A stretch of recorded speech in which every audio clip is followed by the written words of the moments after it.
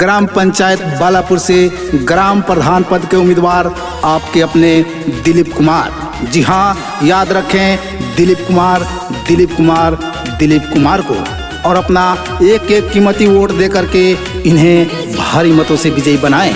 जी हाँ, याद रखें अपने दिलीप कुमार को। दिलीप भाई के जिताए पंचायत होई सुंदर। दिलीप कुमार के जिताए पंचायत होई सुंदर।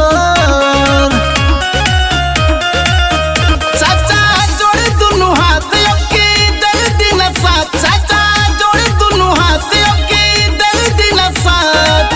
इला बाबे विकास वाला हुनर।